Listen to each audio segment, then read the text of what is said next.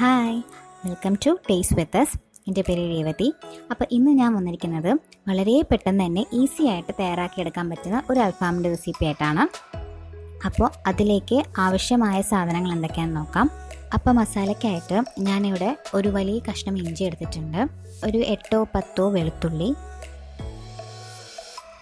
ഒരു ടീസ്പൂൺ കുരുമുളക്. ഇത് മൂന്നും കൂടെ നന്നായിട്ടൊന്ന് ക്രഷ് ചെയ്തെടുക്കാം കേട്ടോ.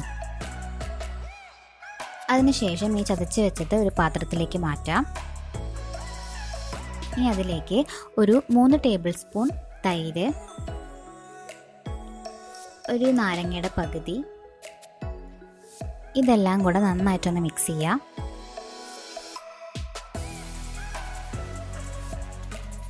അപ്പോൾ ഞാനിവിടെ അൽഫാം ഉണ്ടാക്കാനായിട്ട് 1 കിലോ ചിക്കനാണ് എടുത്തിരിക്കുന്നത്. 1 കിലോ ചിക്കൻ 4 വലിയ പീസാക്കിയിട്ടാണ് മുറിച്ചിരിക്കുന്നത്. ഞാനിവിടെ ചിക്കൻ കാണിക്കാൻ വിട്ടുപോയതാണ്. ഇനി ആ ചിക്കൻ നമുക്കൊന്ന് ജസ്റ്റ് ഒന്ന് പൗണ്ട് ചെയ്തെടുക്കണം. അതായത് ഒരു ചപ്പാത്തി കോലുകൊണ്ടോ അല്ലെങ്കിൽ ഇഞ്ചി വെളുത്തുള്ളി ചതയ്ക്കുന്ന കല്ലുകൊണ്ടോ ഒന്ന് ജസ്റ്റ് ഒന്ന് അടിച്ചെടുക്കുക. ഒരുപാട് അടിക്കേണ്ട, ചെറുതായിട്ടൊന്ന് അടിച്ചു കൊടുത്താൽ മതി. അപ്പോൾ ഇതെല്ലാം ഞാൻ നന്നായിട്ട് പൗണ്ട് ചെയ്തെടുത്തിട്ടുണ്ട്. ഇനി ഇത് നമ്മുടെ ഇഞ്ചി വെളുത്തുള്ളി മസാലയിലേക്ക് ഇട്ട് കൊടുക്കാം. അപ്പോൾ മസാല എല്ലായിടത്തും എത്തുന്ന രീതിയിൽ നന്നായിട്ട് മിക്സ് ചെയ്ത് കൊടുക്കാം കേട്ടോ. ഇതുപോലെ നന്നായിട്ട് വരഞ്ഞിട്ടുണ്ടാവണം ചിക്കനിൽ, എന്നാൽ മാത്രമേ നമ്മുടെ മസാലയൊക്കെ ചിക്കൻ്റെ ഉള്ളിലേക്ക് നന്നായിട്ട് പിടിക്കുള്ളൂ.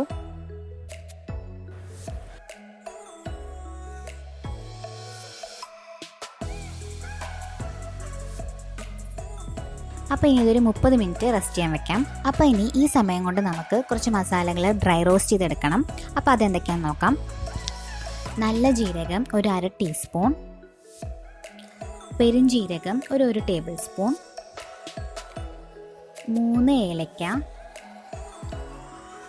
3 ഗ്രാമ്പൂ, ഒരു കഷ്ണം അല്ലെങ്കിൽ 1-2 പട്ടയുടെ കഷ്ണം എടുത്തോളൂ, ഒരു 2 തക്കോലം ചെറിയ പീസ് മതി. ഇനി അതിലേക്ക് ഒരു 5-6 വറ്റൽമുളക് എടുക്കുക. അതായത് ഞാനിവിടെ എടുത്തിരിക്കുന്നത് മിക്സ് ചെയ്തിട്ടാണ്, കശ്മീരി മുളകും നമ്മുടെ എരിവുള്ള മുളകും കൂടെ മിക്സ് ചെയ്തിട്ടാണ് എടുത്തിരിക്കുന്നത്. നിങ്ങൾക്ക് എരിവ് കൂടുതൽ വേണമെന്നുണ്ടെങ്കിൽ കൂടുതൽ വറ്റൽമുളക് എടുക്കാം കേട്ടോ. ഇനി അതിലേക്ക് 1 ടേബിൾ സ്പൂൺ മുഴുവൻ മല്ലി എടുക്കുക. ഇനി ഇതെല്ലാം കൂടെ നന്നായിട്ടൊന്ന് ഡ്രൈ റോസ്റ്റ് ചെയ്തെടുക്കണം. ഇതിൻ്റെ കൂട്ടത്തിൽ ഒരു 1/2 ടീസ്പൂൺ കസൂരി മേത്തി കൂടെ ഇട്ട് കൊടുക്കാം കേട്ടോ. അപ്പോൾ നമ്മുടെ മസാല എല്ലാം നന്നായിട്ട് റോസ്റ്റായിട്ട് വന്നിട്ടുണ്ട്. ഇനി ഇത് മിക്സിയിൽ നന്നായിട്ടൊന്ന് അരച്ചെടുക്കാം.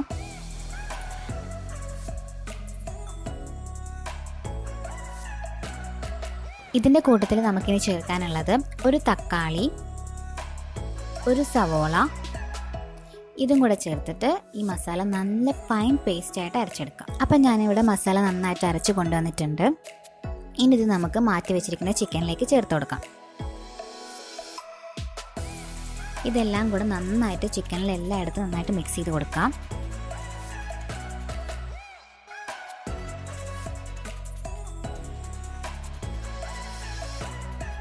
ഈ സമയത്ത് ആവശ്യത്തിന് ഉപ്പ് ചേർത്ത് കൊടുക്കാം.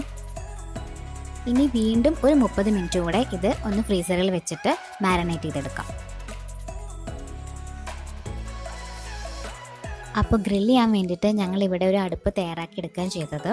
നിങ്ങളുടെ അടുത്ത് അങ്ങനെ ഇല്ലെങ്കിൽ കുഴപ്പമൊന്നുമില്ല, ഓവൻ ഉണ്ടെങ്കിൽ നിങ്ങൾക്ക് ഓവനിൽ ചെയ്യാം, അല്ലെങ്കിൽ നമ്മുടെ സാധാരണ ഗ്രിൽ പാനിലോ ഫ്രൈങ് പാനിലോ ഇത് ചെയ്തെടുക്കാൻ പറ്റും. അപ്പോൾ ഈ കനലിൻ്റെ മുകളിലേക്ക് ഒരു വയറാക്ക് വെച്ച് കൊടുത്തിട്ടുണ്ട്. അതിന് മുകളിലായിട്ട് നമ്മുടെ ചിക്കൻ പീസസ് വെച്ച് കൊടുക്കാം. അതിന് മുകളിലായിട്ട് കുറച്ച് ബട്ടർ സ്പ്രെഡ് ചെയ്ത് കൊടുക്കാം.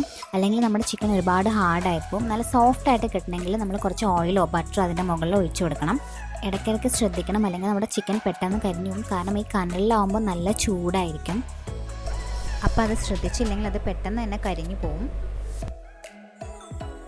അപ്പോൾ ഇതൊന്ന് മറിച്ചിട്ട് കൊടുത്തിട്ടുണ്ട്. അപ്പോൾ ഒരു സൈഡ് ഏകദേശം പകുതി ആയിട്ടുണ്ട്. അപ്പോൾ ഇത് ഇടയ്ക്കിടയ്ക്കൊന്ന് മറിച്ചിട്ട് കൊടുക്കാം.